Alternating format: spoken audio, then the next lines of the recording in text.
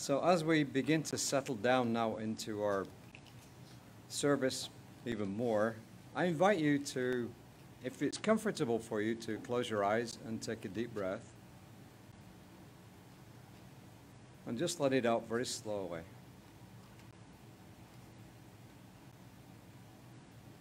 And just for the next few moments, put aside whatever has been going on in your day so far, or whatever you might be thinking about that's coming up.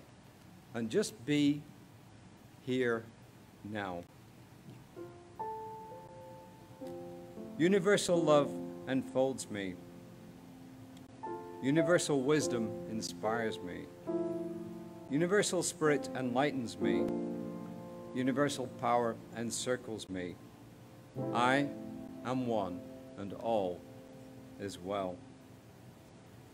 As we begin the inner healing experience, let me invite you to relax in quiet confidence, opening yourself to the miracle working power. Now, symbolize the unity of your thinking and feeling nature by touching your chest with your right hand. And let my words act as your own, for your own inner acceptance and receptivity. I acknowledge that there is a power, intelligence, and wisdom greater than my own. I am in the midst of it, and it is in the midst of me, sensitive and responsive to my every thought, word, action, and feeling. I now make this true for myself by saying out loud, I acknowledge. Acknowledging the higher power working through my life, I admit that I am personally responsible for solving my own problems while being guided and assisted by something greater than myself. As I am ready to surrender to the conflicts of my ego, to the wisdom of the infinite presence, I simply speak these words, I surrender. I surrender. Knowing that forgiveness is the key to unconditional love and the feeling of heaven, I now unconditionally forgive anyone and everyone who has ever injured me in any way, real or imagined. And I now forgive myself for all my mistaken judgments and their resulting actions. From my deepest level of understanding, I now say, I forgive. I forgive. Realizing that I continually experience the effects of my own thinking, I now choose to allow this higher power to recreate me deeply, filling my mind with thoughts that are only constructive, positive, loving, and beautiful. I call upon this divine inflow by stating aloud, I choose. I choose. I now center upon that one special idea that I'm willing to accept as real for me in this coming week, visualizing the idea as already acted upon and brought to pass. In seeing my idea become a fact of my experience, I enjoy the happiness and peace of my thought fulfilled and gratefully speak these words, I accept. I accept. Knowing that I have an everlasting place in the midst of the power that sustains all creation, as well as the support of all those around me, I allow myself to relax in the peace and fulfillment and gratitude and say, I release. I release. And now in my mind's eye, I envision the presence of someone near and dear to me, family member, friend, mentor, someone who has touched my life in deeply loving ways, someone who may not be physically present in the room this morning.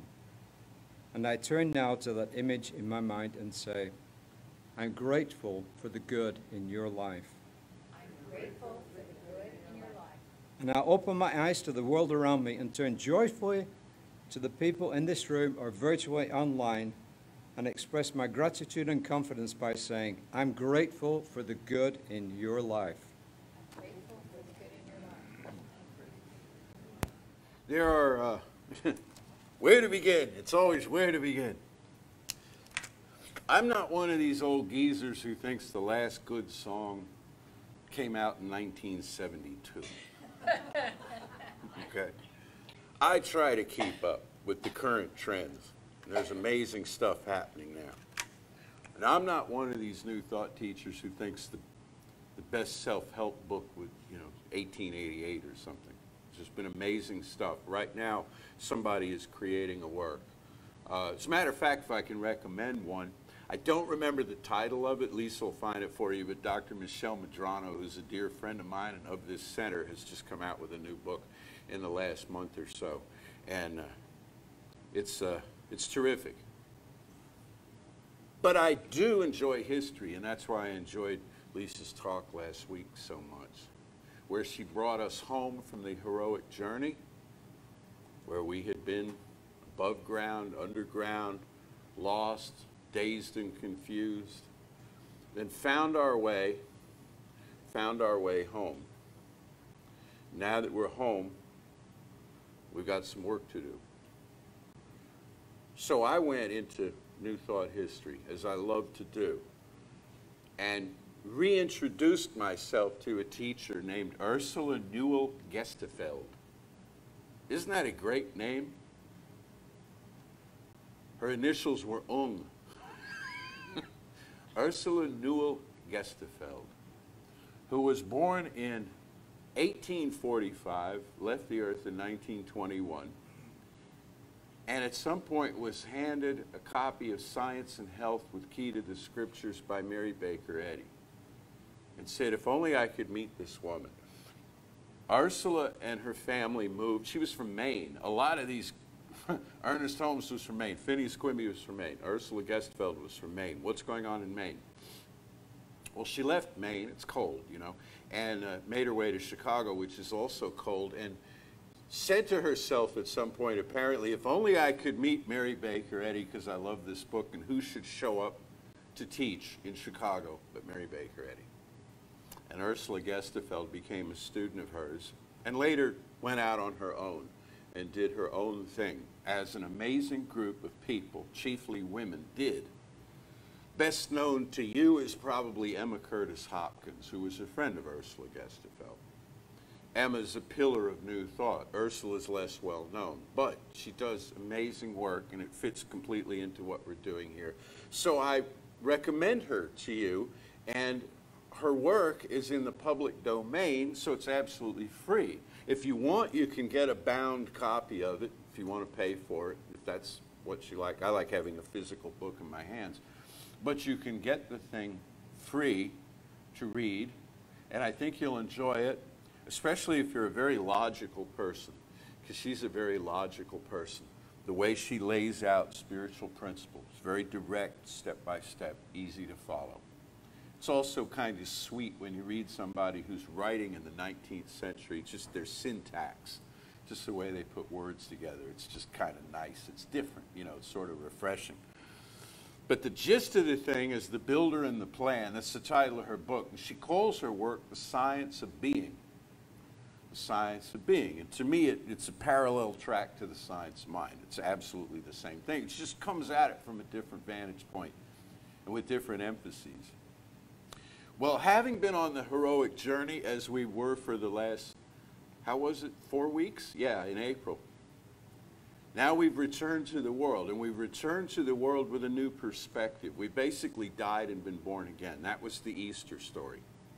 We've come up from the underworld, and we've returned to, well, the body that we wear. We've returned to the family that we sit in, the community, the society, with this new vantage point. What is this vantage point? Maybe the best way I've heard it put, at least lately, was by another blockbuster figure in New Thought, but more recently named Dr. Kennedy Schultz.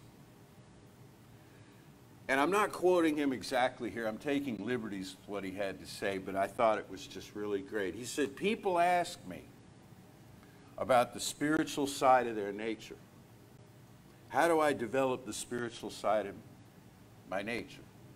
How do I focus on the spiritual side of my nature? He says, I tell them, you don't have a spiritual side to your nature. There is no other side.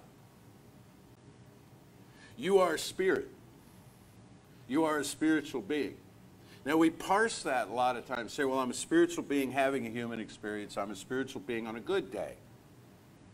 I'm a spiritual being except when there are bills to pay, or my knees hurt, or there's trouble in the world. He says, no, you're a spiritual being all the time. When you realize that you're a spiritual being, you start seeing the world from that vantage point that everything is spirit. What does that mean? Does it mean it all evaporates and it's just kind of this soupy mix of stuff? No. It means, according to Ursula Gestefeld, and I wonder if Kennedy Schultz read her, it means, according to her, that there's a solid foundation on which everything is erected. And that foundation is spiritual principle. So we come back to the world from the heroic quest, and the first thing we want to do is build something. You know, every religion in the world is an edifice created in memory of an experience, created in commemoration of some event, of epiphany, a theophany, a moment where somebody saw the divine. Sometimes, and Lisa brought us through this last week in her amazing talk, but sometimes this has been cultivated, this experience of the divine, like people have done some work and kind of led up to it and they're hoping for it and expecting it, and sometimes it hits them out of the blue. But they have an experience of the divine presence, and they tell other people about it. And they draw other people to them. Sometimes, in the case of Jesus, they select other people. They go out and they find 12 folks or more to surround themselves with. And this group, the seminal group, puts this message out to the world. And then eventually their lives on earth end, and it's another generation, and then 100 years have gone by, and so on. And the further you get away from the actual moment of the thing, the easier it is to forget what we're doing here in the first place, why we meet in this place, why we do this thing. And then centuries pass, and other generations of people, they'll trudge into some, I say trudge, that's a little snarky, but you know what I mean. They'll, well, it's Sunday, or whatever day of the week you happen to do this on. It's time to go to temple, mosque, church, what have you, and you go in and you say the prayers and you sing the songs and you do the thing and you feel better about yourself. Maybe a sacrament or two passes, and you go home, you know, and you've satisfied the spiritual side of your nature. But you don't have a spiritual side, we've determined. You don't have a side. You don't have an edge. You're pure spirit being. Which is why in New Thought we teach, go to the well directly. Go to your source directly. You want to go to the place? You want to sing the old songs? You want to see the old friends? You want to stay around for some snacks and beverages after? Great. But it's not enough. It's not enough. You've got to go there directly yourself. So you have to build your own shrine. You have to build your own place, your own temple. Scriptures of the world are full of this. You know, the body is the temple, they'll tell you. What does that mean? Well, how a lot of people interpret that is like take care of the body, eat the right foods, get enough sleep. That's good. That's good advice. But it's not the whole story. It means it's here that you worship. It's within the self that you worship. And worship, as we know, and thanks to David for this, brought this to our attention. The word worship means to find worth in. It doesn't mean to grovel, you know. It doesn't mean to cringe. It means to find worth in something. And so, do you worship art? Do you worship music? Do you worship the beauty of nature? Sure. You find worth in it. You find the most worth, I do anyway, in the framing context around all of these things. The unity of life, which is principle. Which is principle. So, Ursula Gestefeld, she brings up, she says, you got to have a foundation for your life. You basically pour the foundation. And on that foundation, you put up the temple of experience. You pour the foundation. How do you pour the foundation? Through meditation, through prayer, through regular spiritual practice. And the foundation becomes a recognition of principle. And she goes into a lot about principle. So say this. She was one of the first writers, in New Thought anyway, to say, I object to calling God He. Okay? Now, she was an early feminist, and she contributed to the Woman's Bible that Elizabeth Cady Stanton, Susan B. Anthony put together. But she wasn't coming at this from that particular statement from a feminist place. She was coming at it from a universalist place. She wouldn't have wanted to call God she either, or they. She wouldn't have wanted to give God a pronoun. She says, because if you have a pronoun, you have a personality. Think about that a moment. I just read this thing. I got to dive deeper into it. I don't know much about dogs. I'm not a dog person. I don't keep dogs. But there was an article in the Wall Street Journal this week about a whole big research study that's been done on how different dog breeds do not determine dog personality. Yes. Did you see this? What I didn't get to yet, it's a paywall. What I didn't get to, I have to hack it. No, kidding. Delete that. What I have to get to, I realize I'm wandering off camera here, is if it's not the breed that determines the personality, what is it? Environment, upbringing, education. I assume it's freedom from trauma, you know, and the influence of others around the dog, the litter, the mother of the dog who nurtures the dog, and then the humans who come into the dog's life, assuming that humans do, and all of this. But I don't know. I'm figuring it out. But the article clearly states that dogs have personality, which I know cats do, and dogs and probably even goldfish do if you get down to that level of nuance where you can understand this. So we all have personalities. Why I'm bringing this up is because so much spiritual work is taught at the level of personality.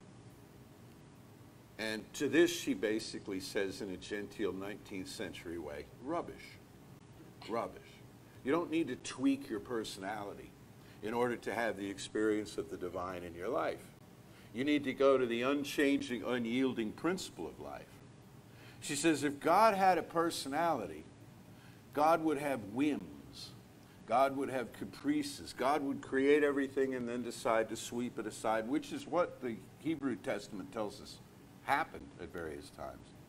And there would be, well, it would depend on if you caught God on a good day, in a good mood, what the response would be to you, same as it is with a human. I mean, take the most noble, patient, kindly human you know, and you can still catch some cranky, can't you? Okay? If you went to Jesus the Christ and said, please, Jesus, do something, you catch him at the wrong time, he's going to blow you off. He's going to say, I got other things, I'll get to you down the road. Saints, Mother Teresa, that's natural. And we beat ourselves up sometime because we're not all the time on for everybody. We're not all the time up for everything because we're working at the level of personality.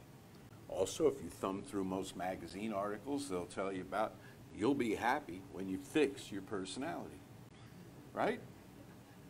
You can be a more cheerful person, a more stress-free person, a better friend, except wait, no, draw boundaries, say no, hold people at a distance except the ones you let in. And you get all confused reading all of this stuff.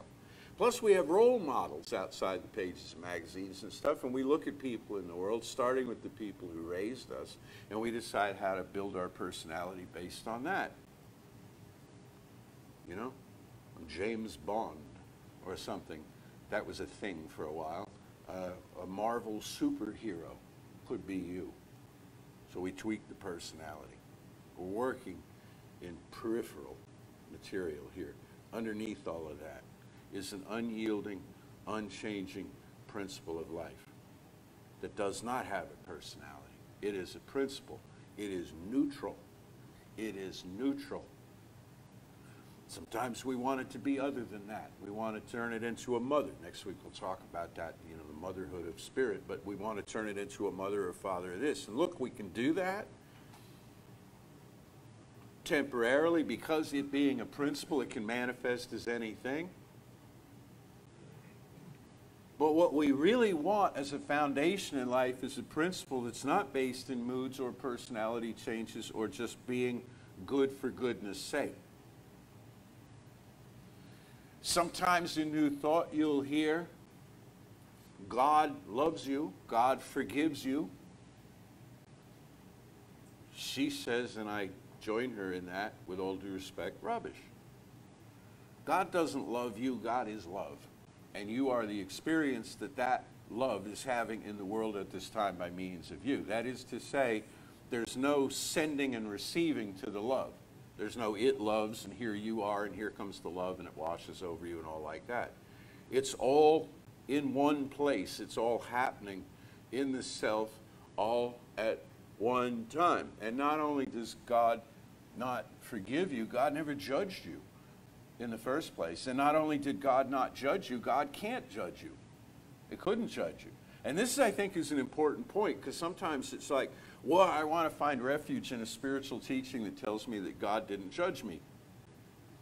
Which I get if you have felt heavily judged in your life. But here's the thing. It's not like God wanted to judge you but didn't. Could have, but at the last minute, you turned out all right. It was about ready with those thunderbolts and stuff. And then you made the right move and it, okay, all right, backed away. No, that's a creepy, really, really vengeful fantasy about God. God can't judge. And logically, I keep pointing to her when I say logically, the reason God can't judge is for God to judge, God would have to separate part of its own creation out of itself and set it on a table and judge the thing. And it can't do that. The one thing God can't do is not be God. The one thing God can't do is stop being God. Can't even pause it, not even for a second. So, given all of that scenario, this is why we go to this principle. The principle doesn't love on you, it doesn't cuddle you, it doesn't sing to you, it doesn't do all of this. People do that, also dogs. Sometimes in the right moment, cats, but certainly, right. The world does that, if you let it. The world will love on you. People will mother you and father you and brother you and sister you and what have you. They will be there for you. What principle does is automatic, neutral, repetitive. It brings springtime. It brings springtime. Here's an example going on right now, okay? Today, perfect springtime day. In Spring, Texas, about 80 degrees, 75% humidity. In a month or so, it'll be 95 degrees, 75% humidity. It'll be summer. Today, in the Celtic tradition, is the beginning of summer. It's not the solstice, but it's the beginning of the summer season called Beltane, which we celebrate, some of us. Well, spring comes whether you like it or not. In this part of the world, in other parts of the world, it looks different. In the southern hemisphere, you get the picture. But let's focus on where we are right now without taking in the whole meteorological, state of the world. Where we are right now, it's spring whether you like it or not. And the trees are doing what they do with the pine, the spores and the stuff, and some of us have the allergy thing going on, and it's principle that it's springtime, and it's principle also that our bodies can be strong and not affected in a negative way by the allergens and the things of nature, okay? And it's Sunday because we made up a calendar and decided that it was so, and it's the time of day that it is because we numbered those and so forth. And these are some of the principles that we inherited. These are some of the things that we came into by which life works. You know all this. But underneath all this, there's a spiritual principle by which everything operates, which says this: it starts as a thought. Everything starts as a thought. Everything that is materialized in form begins as an idea that somebody has, and it goes on from there. This is the foundation that we build. So we say to ourselves, it's only a thought. Like in a dismissive kind of way. But that's useful to do if the appearance of a thing is threatening to you, overwhelming to you. Say to the thing, it's only a thought. It's only an idea. And watch it lose some of its grip on your heart. Watch it begin to kind of dissolve when you say to yourself, it's only a thought. And when you have a thought, when you have an idea of something that you wish to create in your life of a positive nature, of a evolving nature, you know what you can say to yourself? Now that's a thought. Now that right there, that's a thought. And that thought, that seed is going to grow. And I'm going to get more and more excited about it. And the more excited about it, the more friends it's going to bring in this idea. It's going to bring accompanying ideas which all together will build themselves out in form. And on this foundation of spirit that I've created, an awareness of, I didn't create the principle or the foundation. It pre-existed me, but my awareness of it is the work of my journey. Now all of this is beginning to come to fruition. And I am about the discovery of my own spiritual nature. She has a line here I pulled out of the book. She says, spiritual son is love. I am only getting acquainted with my own nature and finding its principle. So somebody asks you this week, what are you doing right now? What are you up to? Hey, how's your week going? I am only discovering my own nature and its relation to the true principle of my being. Every moment of every day, we're discovering more of our true nature, which is spiritual. And then from there, we set the goals, and from there, we decide what to leave behind and what to move into, what to gain more of as we go. From there, sky's the limit, really.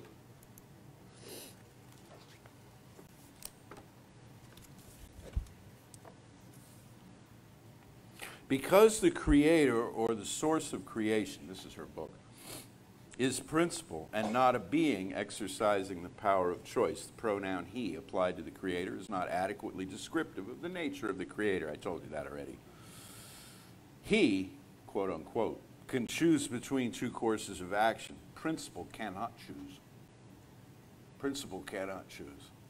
Now I'm going to leave you with that idea, and we'll pick it up again next week with more detail. But here's the thing. This principle of creation has no capacity for discernment. You do at the conscious level. It does not at the subconscious level, which is a good thing. Because if it could determine at the subconscious level, value could determine quality, it would fundamentally be the same thing as God judging you. Think about it. You would have an idea, and spiritual principle would say, now who do you think you are? You had an idea one time. It didn't work out. Now you have this other new idea. Why? Right? And all of a sudden there's this sort of shaming, critical voice in your head. You may have that in your head, but it's not principle speaking. It's somebody from your past or you from your own past. So this subconscious principle will take whatever you give it, and the only problem, forgive me for getting excited about this, the only problem is that for many of us, much of the time, we've unwittingly given it stuff we didn't mean to because we didn't know there was a principle that was creative. So it became a garbage disposal. We threw all kinds of stuff in there, and it regurgitated. Well, if you have a good garbage disposal, it won't. But you know what I'm saying. The stuff shot up in the other sink or something. I don't know. We gave it all of this stuff. Poor self-image, lack and limitation, mortality and morbidity, Emma Curtis Hopkins wrote a lot about those. Sin, sickness, and death. We've handed off to this principle, not knowing it was a principle. And it has automatically, obediently done its work and said, oh, well then here. Because my work of principle, says the principle if it had a voice, is to translate thoughts to things. And at the level of things, they are still thoughts, but they are congealed as things. Thoughts congeal into things, things redistribute themselves back into thoughts, and it goes back to where it's only a thought. So from that's a thought to it's only a thought, you see, it's just on a continuum of engagement. This stuff moves. So this principle, this unchanging thing, now we know about it. And one thing about New Thought that I love is nobody who has ever heard this can shake it off permanently. I love that. I laugh maniacally to myself. Off camera, as a rule. At the fact that we ruin people for perpetual negativity. We ruin people for a sense of utter duality and complete isolation. Because once the idea has been expressed to you that you could possibly be as free as you are, it haunts you, man, until you turn around and face it and do something with it. So, it's been my great privilege this morning to infect you all with that idea of your oneness in spirit, oneness in source. And I invite you in the coming week to think to yourself these two things about thoughts. If it scares you, it's only a thought. Let it go. Let it go. It'll quickly be replaced by a different thought. If you don't get a different thought right away, put in gratitude. Find something. Find something to be grateful for. I'm grateful for all of you. I'm looking at you. I'm grateful for this day. I'm grateful, right? You don't have far to look. You don't have far to look at all. It's only a thought. Substitute another. And it's a start. It's not the whole game, but it's a start. And conversely, if you have a big goal, a big dream, and you wonder, can this really happen for me? Being me. Coming from where I come from, and with my background, and with my past, and we all have a past, you know, can this really happen for me? Then say to yourself, now that's a thought. Now that's a thought. And it will bring friends. And it will become a conversation. And you'll be part of that conversation. And your life will change forever. So like I say, more on this next week. In the meantime, the builder and the plan, Ursula Gestefeld. There's a link in our weekly email for it. Lisa's probably created one in the comments for today where you can find this book. And I think you'll enjoy it. It's very bracing. Let's know together now there is one life, one power, one presence. We know this. We feel it. We're accustomed to it now. This doesn't come as surprise information that there is this one life. It's familiar territory for us. It's where we go. Every time we sink into a chair and decide to have a moment of meditation, it's where we go every time we choose to invite in or release out from our lives some experience or condition or circumstance. This one life is the grounding principle from which all life arises. The great I am. A principle by which creation unfolds. And so I affirm and know that for each of us in this week that's stretching ahead now, great joy comes to us. Great compassion flows from us. There are big ideas and also a bunch of little ones. Fun things to do. And perhaps difficult and stressful things to do as well because we are growing. And when doing some things we've never done before, but we're going back to the same source for information on how to do them. Every time we raise our hand and say, yes, I'm willing to take on that task. Yes, I'm willing to read for that part in life. We have a chance to learn something we didn't know, and that can feel daunting. But everything we don't know is also just a series of thoughts. And we know how to take these in, how to sort them out, how to manage them, turn them into knowledge, turn the knowledge into inspiration, turn the inspiration into art, beauty, and wonder for this knowing and its manifestation in form. Everywhere I turn, I am so deeply grateful. I release this word now into the infinite, calling it done, and so it is. And so it is.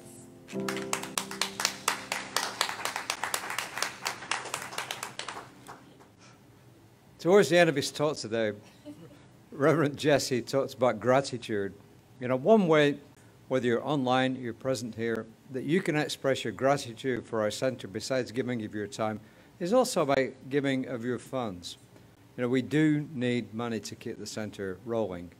We don't push this on you like you would in some other institutions, but we do really need it. And we're grateful for every way that you give to us. We're grateful whether it's in the room here, whether it's through the PayPal link, whether it's through checks, however way you give to us, we're very grateful. So as our usher makes her way to the back and holds up the envelope to remind me, is there anybody here for the first time?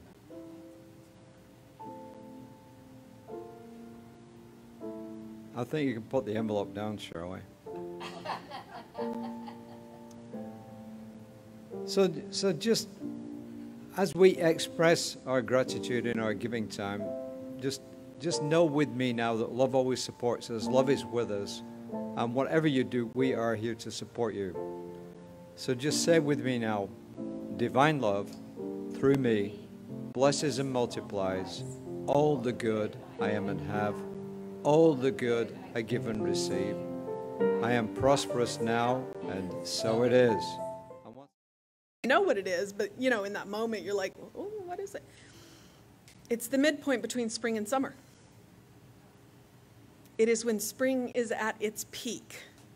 Now, I know where we live. It's been spring for a while. Here, we're pretty much into summer.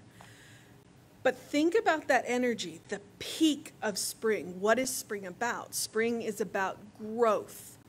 Spring is about birth. Spring is about the greening. It's when the flowers burst forth. It's when the birds sing their songs. It's when the squirrels sing their songs. Because, yeah. And it's when things start to grow. So what is your Beltane energy today? What is it that you have planted that is bursting forth now? And here's the good news. If you haven't planted anything, you still have time. It's the peak of spring. So plant it now. Plant it now. And in that knowing, let's know that there is one power, one presence, one life, one love. And each and every one of us are a part of that love. We live that life. We are that presence. And that power flows through us. We are literally the channels in which that love and that power enters into this material world. So in that happy Beltane energy, I am knowing for you, blossoming, growing, bursting forth. Now that's an idea. That which you seek is growing with you now. That which you did not know was planted is bursting forth. And that which you have consciously planted and nurtured and watered is growing tall and strong and amazing and will soon bring forth fruit in God's time. And I am grateful to know this. I am grateful for Beltane. I am grateful for this teaching. I am grateful for this place. I am grateful for all of you. I am grateful for the teachers. I'm grateful for this movement. I am grateful for our senior minister, Jesse. I am grateful for the ministers, the practitioners, the musicians, the tech people, all of the things that make this possible. And I am grateful for springtime, and I am grateful for love. And I relax into this knowing and know that it is so now. And so it is. So it is.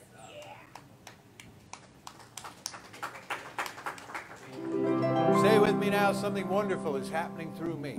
Something wonderful is happening through me. I feel it in my body. I feel it in my body. I feel it in my mind. I feel it in my I mind. feel it in everything I am. I feel it in everything I am. I choose it. I choose it. I trust it. I trust it. I use it. I use it. I love it. And I love So it. it is. And so it is.